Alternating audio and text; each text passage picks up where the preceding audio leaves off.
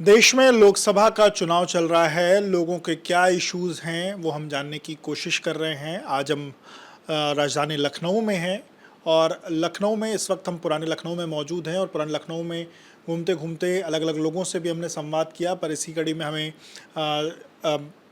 वरिष्ठ पत्रकार तकरीबन 2 दशकों से जो अलग अलग बड़े अखबारों के लिए बड़े बड़े पब्लिकेशंस के लिए जो लिख रहे हैं और उत्तर प्रदेश में जो सूचना आयुक्त भी रह चुके हैं हैदर अब्बास रिजवी साहब, वो आज हमारे साथ जुड़ रहे हैं और इनसे हम इस लोकसभा के क्या इश्यूज़ हैं, मुसलमानों के क्या इश्यूज़ हैं, देश की क्या स्थितियां, उन पर बातचीत करेंगे। बहुत बहुत स्वागत है सर। शुक्रिया। हैदर साहब, सबसे पहले तो लखनऊ की बात कर लेते हैं सर। लखनऊ जो लंबे समय से भारतीय जनता पार्टी का एक गढ़ है और इस बार भी एक बड़ा वर्ग ये मान के चल रहा है कि बीजेपी के लिए ये सीट सेफ है, हमेशा जो मानी जाती है। आप सर कैसे देखते हैं इस सीट पर जो चुनाव हो रहा है उसको आप कैसे देखते हैं? देखिए, सीट तो इसमें कोई दो राय नहीं है कि पॉसिबिलिटीज़ जो हैं, जो डायनेमिक्स हैं, पॉलिटिकल डायनेमिक्स, वो यकसा हैं और राजनाथ सिंह साहब के बीच में और रविदास जी के बीच में कंटेस्ट है और बहुत पावरफुल कंटेस्ट होगा। एंटी इनकम्बेंसी भी है और राजनाथ सिंह साहब इस हीट को महसूस भी कर रहे हैं। इसी बिना से वो नए नए ग्रूमिंग्स भी कर रहे हैं, नए नए लोगों को अपने यहाँ बुला के फ़ोटो सेशंस भी करा रहे हैं। जी, इस ग्रूमिंग से मतलब सर किसकी तरफ इशारा है? ये जो शिया बिरादरी है या शिया समाज है, ये तो बिल्कुल जिसको कहना अंग्रेज़ी में कहते हैं बी लाइन बना के वहाँ जा रहा है।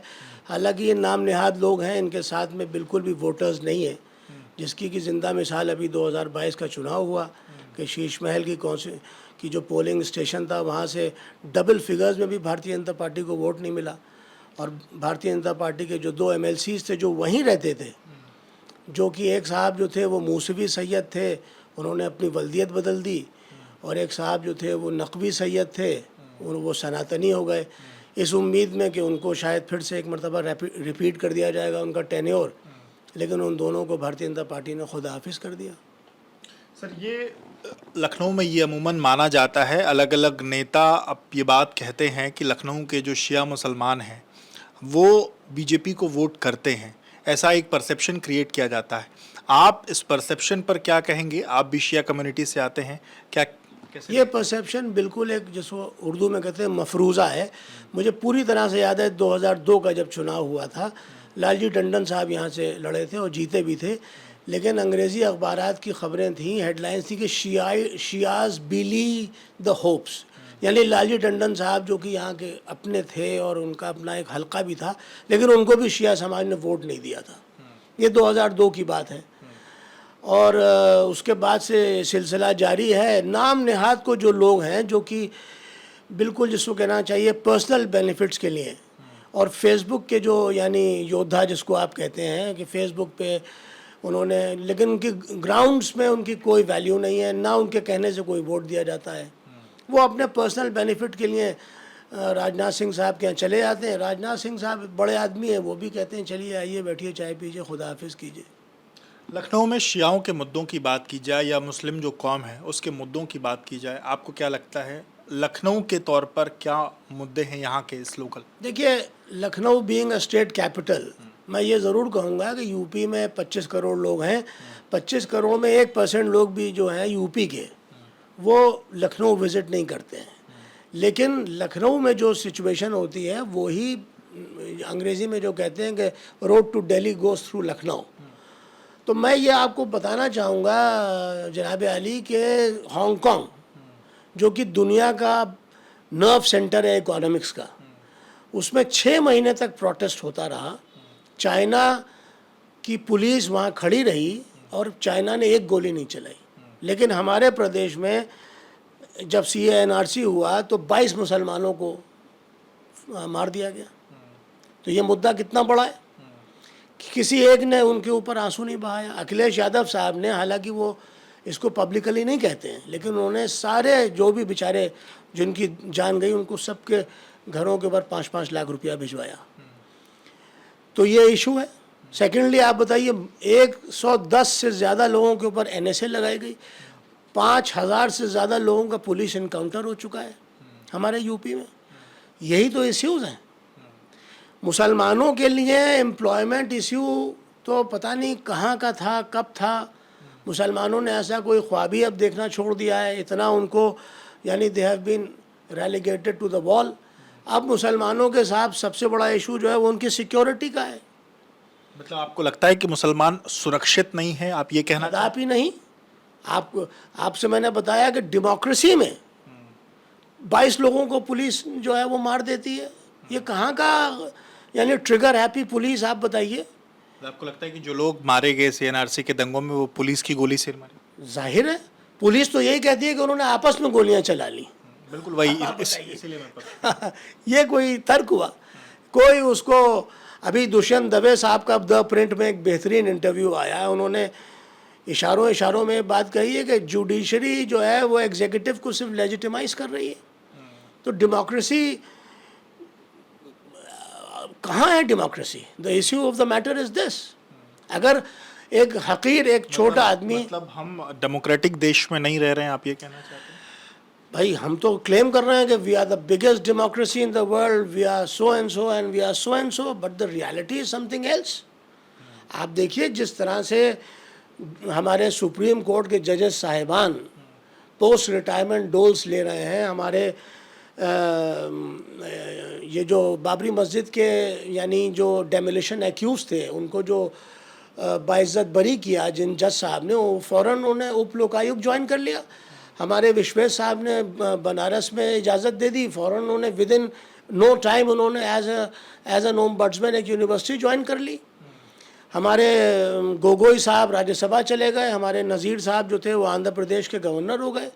पोस्ट रिटायरमेंट डोल्स, आप बताइए कि अगर judiciary is the last Vestige of a citizen, वो यही कहता है मेरे साथ कानून जो है वो इंसाफ करे, कानून जो है वो इंसाफ करे। इंसाफ यानी चाहता है आदमी, जजमेंट नहीं चाहता है, इंसाफ चाहता है कि एक ऑर्डर हो गया, ऑर्डर नहीं चाहता है आदमी। मतलब क्या कोर्ट पर भी भरोसा नहीं रह गया, ये कहना चाहिए? यही मेरी मुराद है। दुष्यंत दवे साहब ने इन एज मेनी वर्ड्स इस बात को, he is a supreme court lawyer, और उन्होंने इस बात को बार बार इसमें इशारा किया है कि आप देखिए कि किस तरह से सुप्रीम कोर्ट के भी हमारे जजेस साहिबान जो हैं वो भी खाइफ नज़र आते हैं, और वो जो हैं वो यानी उस तरह से हक बजानिब डिसीजंस उनके नहीं आ पा रहे हैं। ये बात उन्होंने अपने आज ही के इंटरव्यू में उन्होंने कही, द प्रिंट में छपा है वो इंटरव्यू। जी, लखनऊ की बात हो गई सर, उत्तर प्रदेश की बात करें, देश की बात करें, क्योंकि आप अलग अलग इश्यूज़ पर लिखते रहते हैं। आपको क्या लगता है मुसलमानों के इश्यूज़ क्या हैं?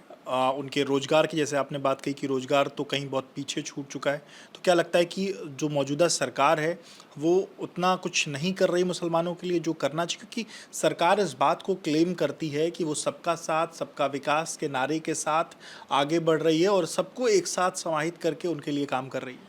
देखिए सरकारी, माफ़ कीजिएगा, बातें हैं, मुसलमानों का तो कोई नाम लेवा नहीं है।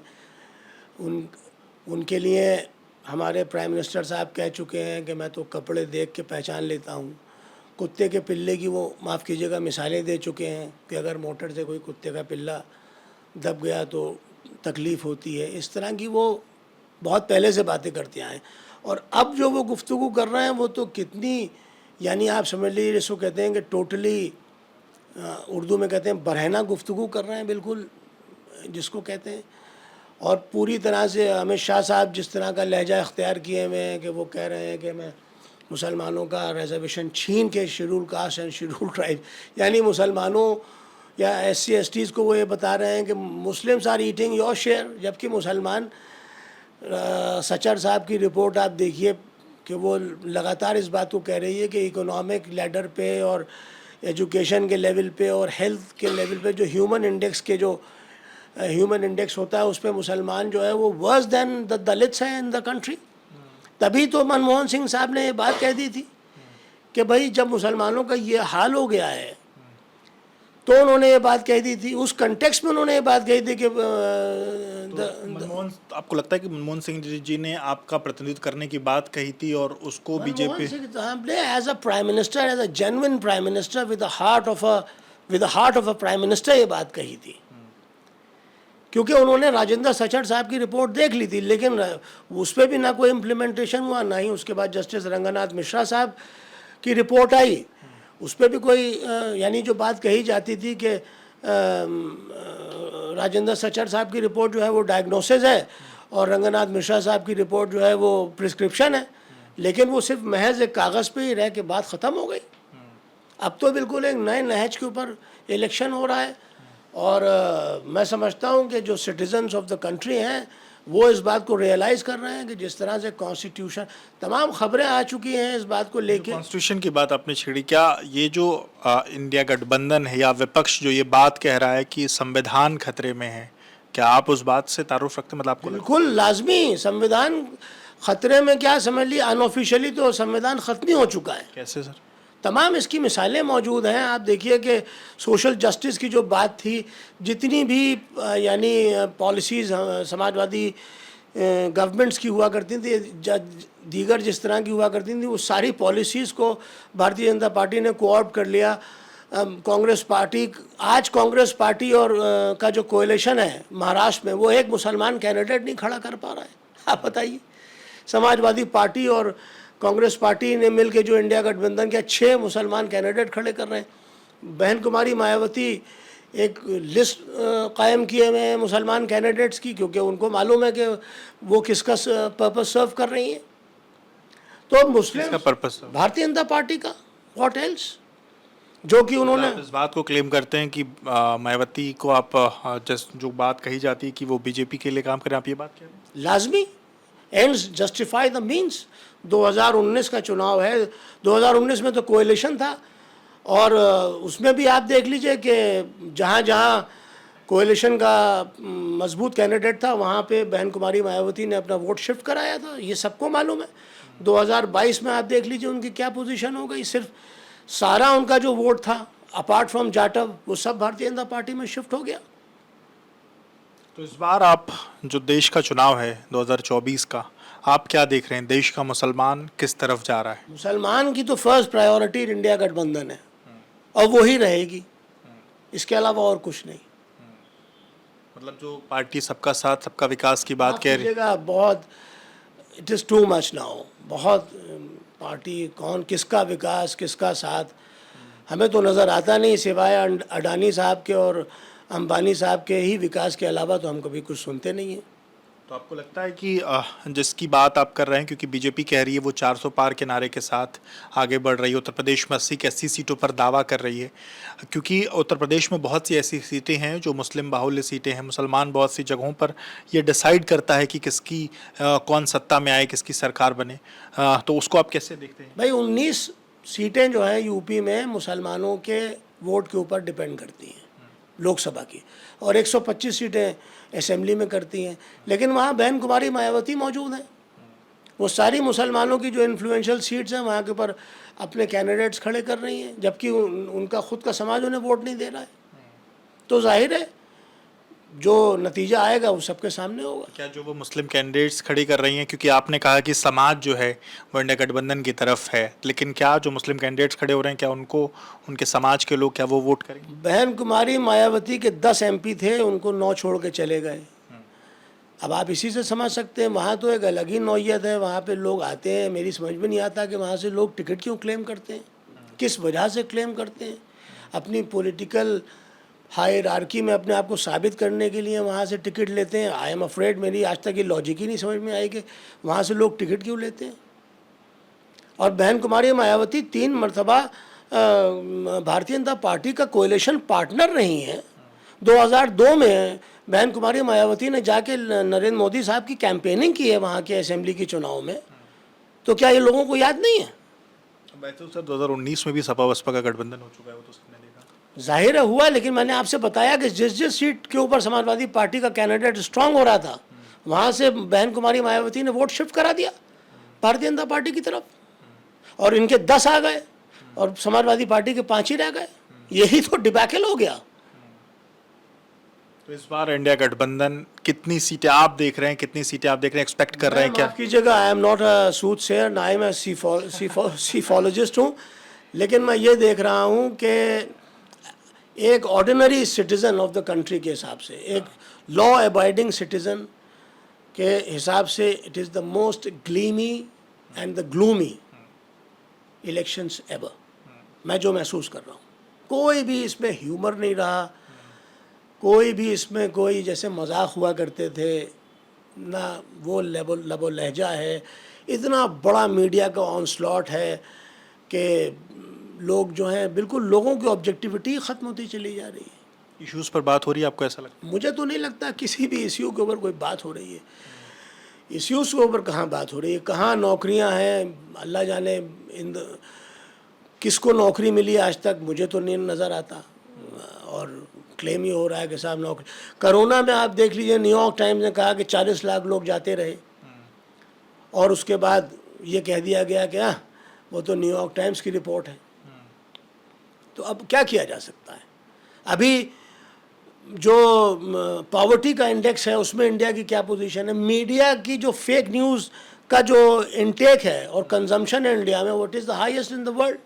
तो अब आप समझ लीजिए कि सिर्फ एक, जिसको कहते हैं कि एक कहानियों में लोग जीना चाहते हैं, वही कहानियाँ चल रही हैं सोशल मीडिया के ऊपर, और फेक न्यूज़ जो है वो लोगों को दी जा रही है।